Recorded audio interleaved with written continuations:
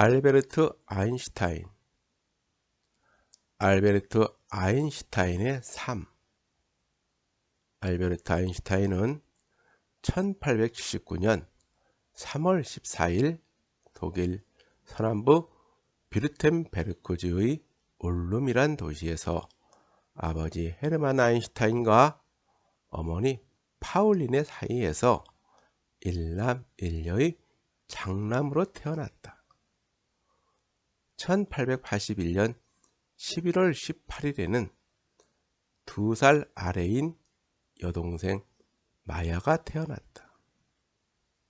아인슈타인은 어렸을 때 말문이 늦게 튀어서 부모님들은 걱정을 하기도 했다고 한다.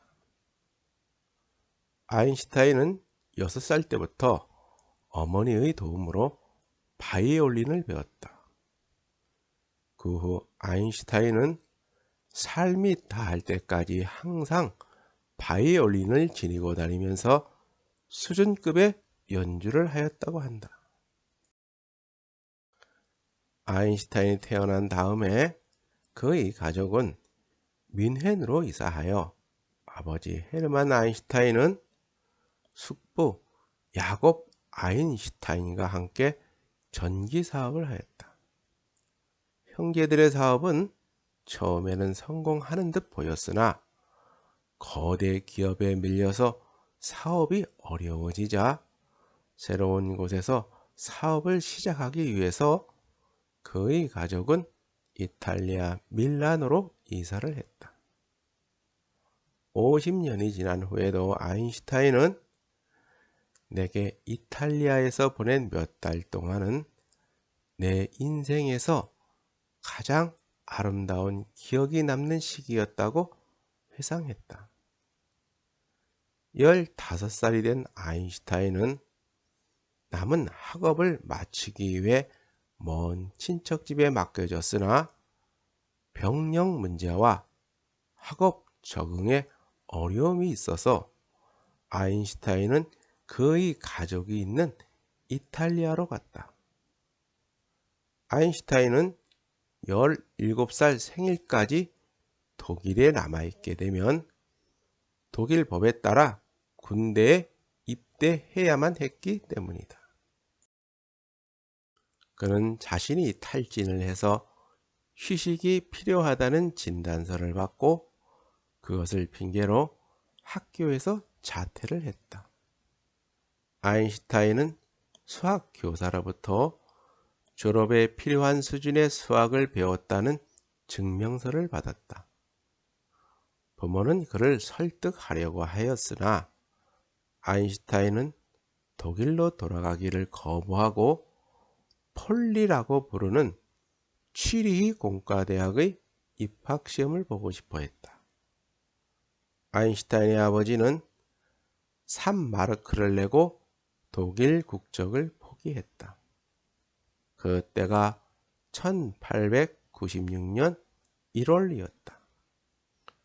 그 후 스위스 국적을 얻기까지 5년 동안 아인슈타인은 법적으로 무국적 상태였다.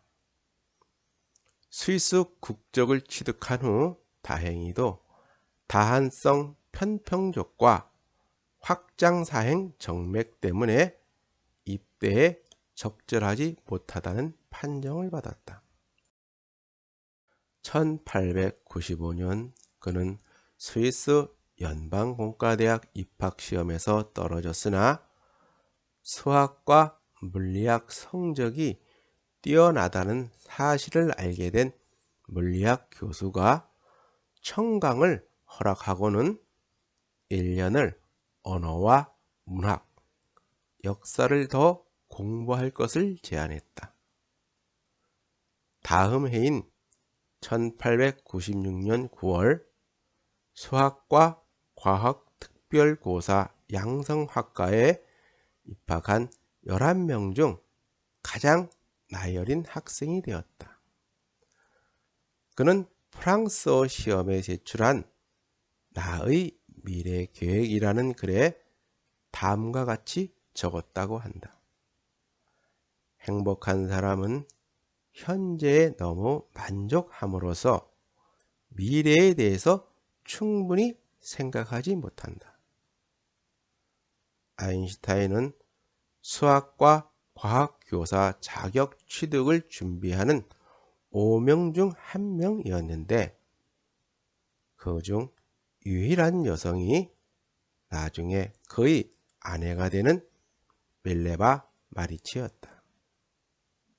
아인슈타인은 밀레바 마리치를 보자 첫눈에 사랑에 빠졌다고 한다.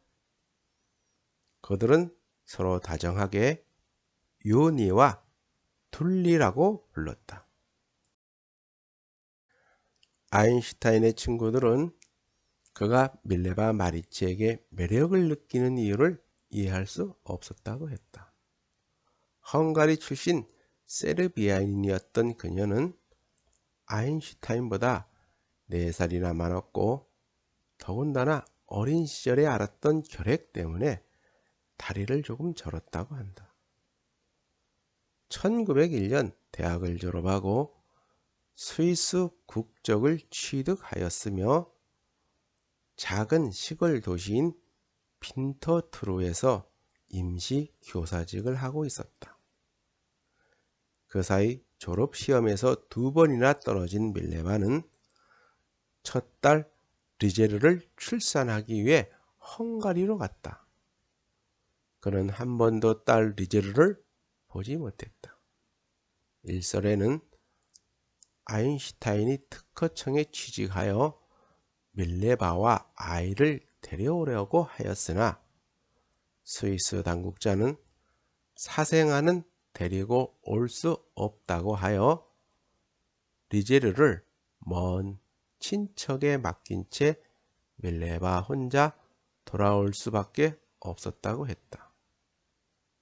아인슈타인은 자신의 딸을 한 번도 보지 못한 것이다. 1911년 4월에 밀레바와 2 아이들을 데리고 1905년에는 아인슈타인은 특허청에 근무하면서 논문 5편을 발표하였는데 물리학계에서는 이를 기적의 해라고 부른다. 아인슈타인은 1909년 취리히 대학 물리학 교수로 특별 채용되었다. 그러나 취리히에서의 삶은 단 3학기 만에 끝나게 된다. 아인슈타인과 밀레바는 취리히를 아주 좋아했지만 아인슈타인은 취리히에서의 조교수 자리보다는 좀 더 안정적이고 높은 자리를 원하고 있었다. 체코슬로바키아의 프라하 대학에서는 이론 물리학과 과장 자리가 비어 있었다. 그의 명성이 높아지자 공개 강의를 할 때마다 사람들이 너무 많아서 서서 들어야 할 정도였다. 아인슈타인은 프라하 대학의 전임 교수이자 학과장이 되었다. 1911년 4월에 밀레바와 2 아이들을 데리고 프라하로 이사를 했다. 프라하에서의 생활은 여러 가지 복잡한 상황을 야기했다. 밀레바는 세르비아의 혈통 때문에 지역 사회에서 받아들여지지 않았다. 그녀는 유배지에 온 것 같은 느낌을 받았고 시간이 지날수록 우울해지기 시작했다. 프라하에서 아인슈타인과 밀레바와의 관계는 소원해지기 시작했다. 아인슈타인은 아내와 떨어져 일반 상대성 이론을 연구하는데 더 많은 시간을 보내고 있었다. 이 시기에 아인슈타인은 물리학 연구와 밀레바와의 관계 중 어느 것을 선택하느냐에 대한 결론을 내렸다고 한다. 아인슈타인은 밀레바에 대한 사랑을 위해 물리학에 대한 사랑을 희생시키려 하지 않았다. 전 생애 동안 아인슈타인은 언제나 과학이 먼저였다.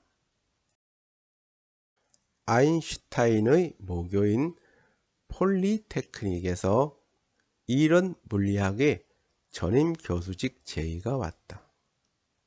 아인슈타인과 밀레바는 고향과 같은 취리로 돌아가기로 했다.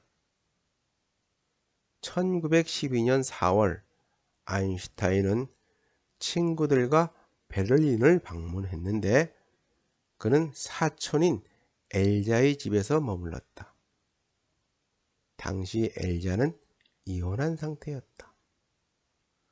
엘자와 밀레바는 모든 면에서 달랐다. 엘자는 밀레바처럼 독립적인 사람이 아니었고 과학에도 관심이 없었으며 모성애가 강했다. 엘자와 아인슈타인은 다음과 같은 공통점이 있었다.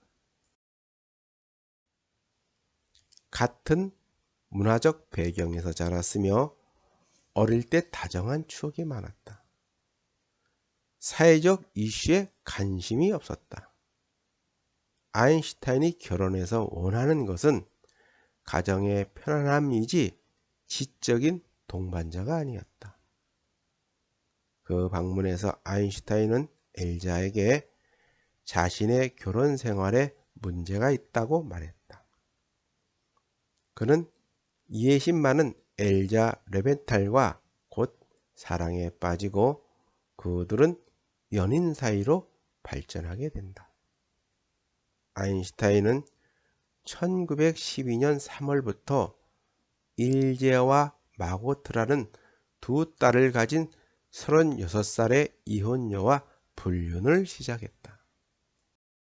1913년 막스 플랑크와 발터 네른스트는 아인슈타인을 베를린으로 데려오기 위해서 취리행 열차에 올랐다. 그들은 아인슈타인을 설득하기란 쉽지 않을 것이라 생각하고는 몇 가지 거부할 수 없는 제안을 준비하였다. 아인슈타인은 그들의 제안을 받아들였다.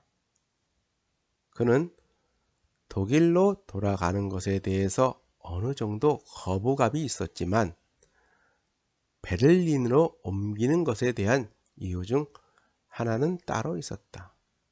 그의 사촌 엘자 레벤탈이 바로 그 이유였다.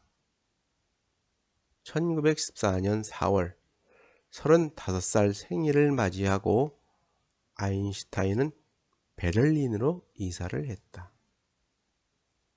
베를린으로 옮긴 그는 아무 설명도 없이 며칠씩 사라지기도 했다. 밀레바와 두 아들도 함께 왔지만 아인슈타인이 결혼을 끝내기를 원했기 때문에 그들은 7월에 취리히로 돌아갔다. 아인슈타인이 베를린으로 이사한 지 얼마 되지 않아 1차 세계대전이 일어났다. 유럽은 비교적 평화스러운 곳이었지만 곧 황폐하고 비참한 민족주의 전쟁터로 변했다. 아인슈타인은 처음에 전쟁을 진지하게 반대했지만 그의 저항이 아무런 효과가 없음을 알고는 다시 연구에 몰두하여 일반 상대성 이론을 마무리했다. 1916년 아인슈타인은 물리학 저널에 일반 상대성 이론을 발표했다.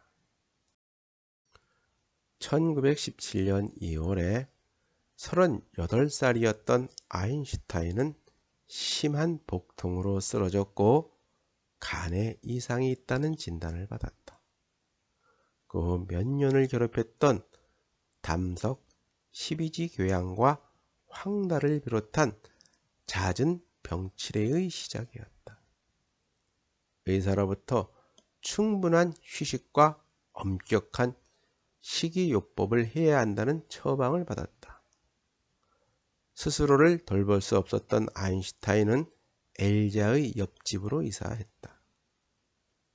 그는 엘자의 도움으로 서서히 건강을 되찾게 되면서부터 이혼을 위해서는 물불을 가리지 않게 되었다.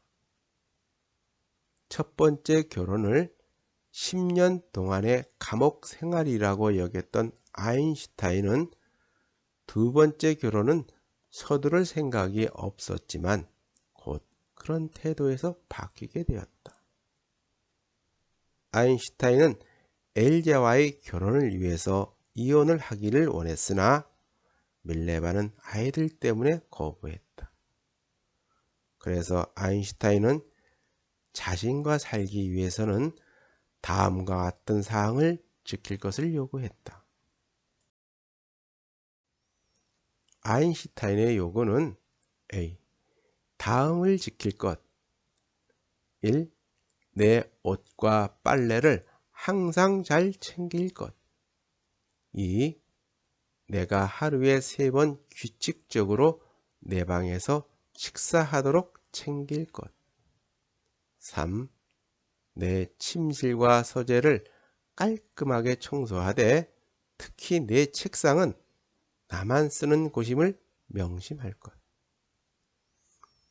B. 사회적 이유에서 꼭 필요한 경우가 아닌 한 나로부터 개인적인 관계를 일체 기대하지 말 것. 특히 다음을 포기할 것. 1. 내가 집에서 함께 머무른 것. 2. 함께 외출하거나 여행하는 것. C. 나와의 관계에서 다음 사항을 지킬 것. 1. 나로부터 다정함을 기대하지 말고 당신도 그런 태도를 보이지 말 것. 2. 내가 요청한다면 어떤 사안에 대해서든 내게 더 이상 말하지 말 것. 3. 내가 요청한다면 말대답하지 않고 내 침실이나 서재에서 나가줄 것. 4. 아이들 앞에서 말로든 행동으로든 나를 우습게 만드는 짓을 하지 않는다고 약속할 것. 이를 지킬 수 없었던 밀레바는 그의 요구에 동의를 했고 그 둘은 이혼을 하였다. 밀레바와의 이혼 조건으로 생활비를 인상해주고 그녀를 미망인 연금의 수령자로 지정하고 노벨상 상금을 주는 조건으로 이혼을 하였다. 1919년 6월 아인슈타인은 자신보다 3살이 많은 엘자와 결혼했다. 엘자에게는 이전 경월원 생활에서 얻은 두 딸 일제와 마고트가 있었다. 국제적 명성을 얻었음에도 불구하고 아인슈타인은 반전 입장 때문에 독일에서 인신공격의 목표가 되기도 했다. 얼마 지나지 않아서 협박 편지를 받기도 시작했고 아파트나 사무실을 드나들 때는 욕설을 듣는 경우도 있었다. 1920년 2월에는 학생들이 집단적으로 그의 강의를 중단시켰으며 그중 한 명은 내가 저 더러운 유대인의 목을 잘라버릴 것이다 라고 외치기도 했다. 1920년대 초반 아인슈타인의 어머니가 아들이 사는 곳으로 옮겨왔다.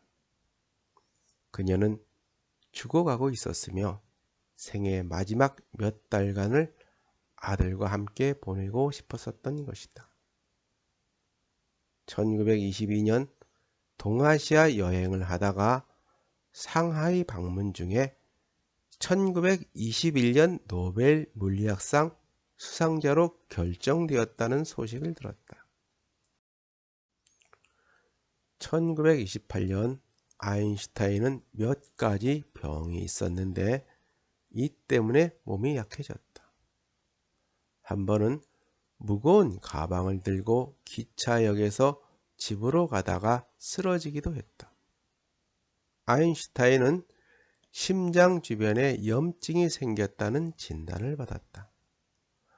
이때 헬렌 두카스를 개인 비서로 고용했다. 두카스는 아인슈타인의 남은 인생 동안 그의 비서로 일했고 그의 살림을 도맡았다. 아인슈타인은 1930년 어느 날 나는 정말 외로운 여행자였고 한 번도 국가나 친구, 심지어 가족에게도 진심으로 소속되어 본 적이 없었다고 했다. 1933년 아인슈타인이 미국 방문 중에 히틀러가 독일의 집권자가 되자 그해 5월 벨기에 독일 영사관으로 방문하여 독일 시민권을 포기했으며 미국으로 망명하였다. 이미 그의 재산은 압류된 상태였다. 아인슈타인은 그 후 다시는 독일로 돌아가지 않았다. 그해 스위스 정신병원에 입원해 있던 아들 에두아르트를 마지막으로 만났다. 10월 초 유럽을 떠나 미국 뉴저지주 프린스턴 대학 고등연구소 교수가 되었다. 아인슈타인을 이 연구소로 데려온 사람은 에이브러햄 플렉스너였다. 그는 아인슈타인을 다른 곳에 빼앗길까봐 지나칠 정도로 과잉보호했다. 플렉스너는 아인슈타인의 모든 편지와 전화를 점검했다. 심지어는 루즈벨트 대통령이 아인슈타인을 백악관으로 초대한다는 연락도 알리지 않았다. 나중에 이 사실을 한 아인슈타인은 대학 이사회에 플렉스너가 잘못한 일들을 적은 편지를 보냈는데 이 편지에서 그는 프린스턴 대학을 포로 수용소라고 불렀다. 1935년 9월 아인슈타인과 엘자는 뉴저지 프린스턴 머셔가 112번지에 있는 집으로 이사했다. 프린스턴에서의 아인슈타인은 거의 변화가 없는 삶을 살았다.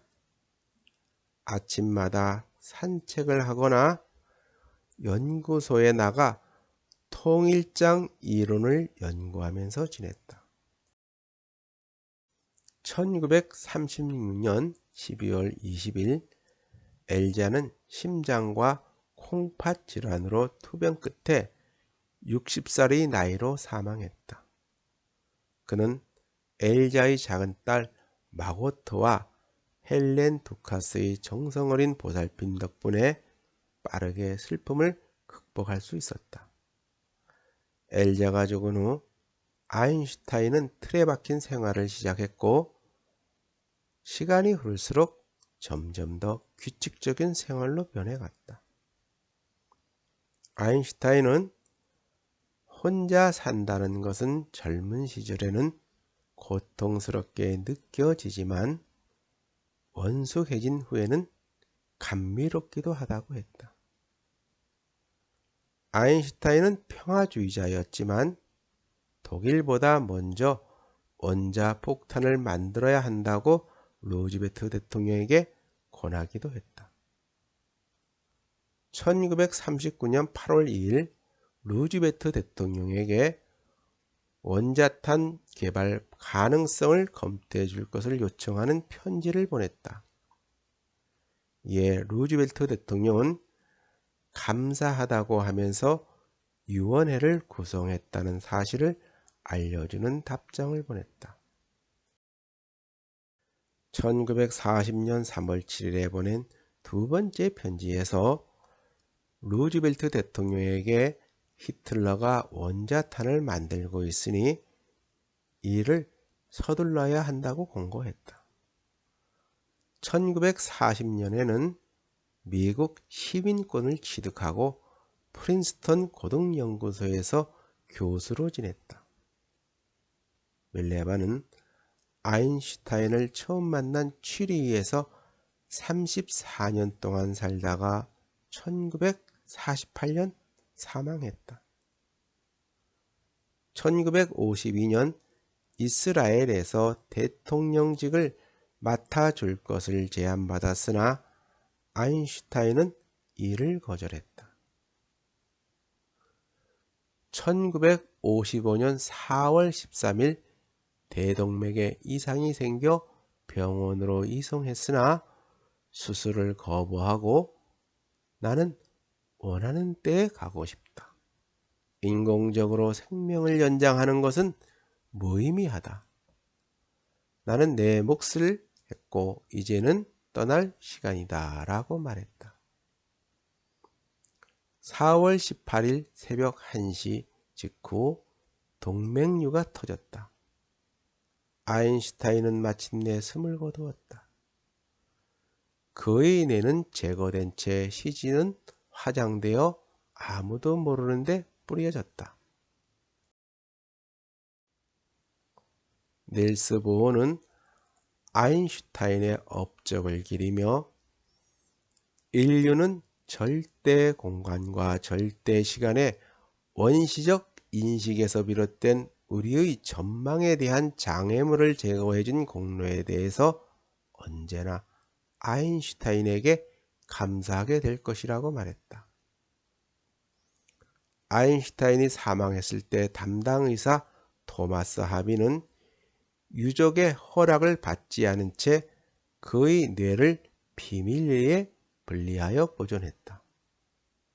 그 후 아인슈타인의 뇌는 포름 알데히드로 가득 찬 유리병 속에 담긴 채 맥주 냉장고 속에서 수십 년 동안 보관됐다. 어느 날 하비는 아인슈타인의 뇌를 240조각으로 잘게 썰었고 그중 원하는 과학자들에게 보냈다.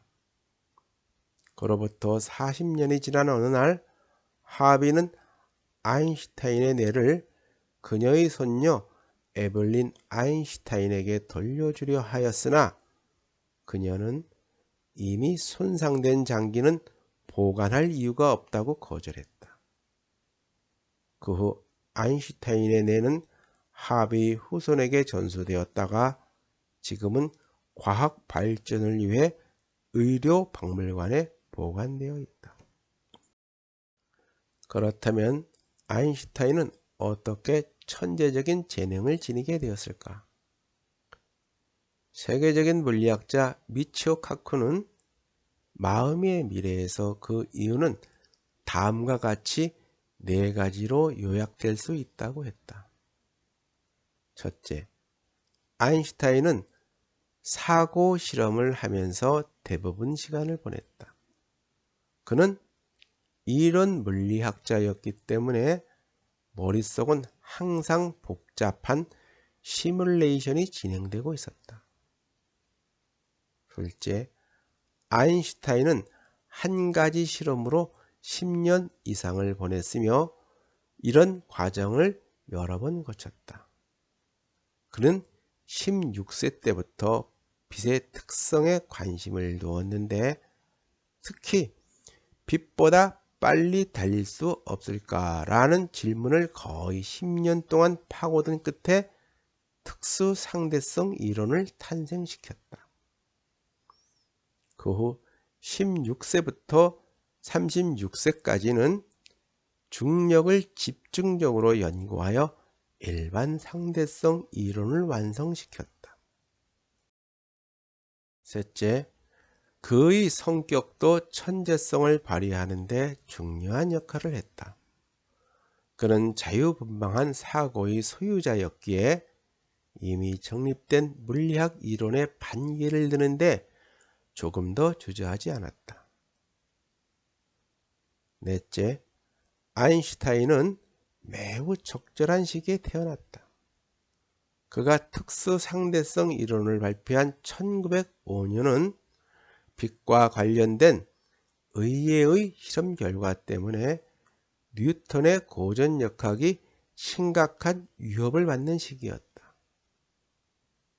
그가 창안한 새로운 물리학은 대부분 이런 과정을 거쳐 탄생했다.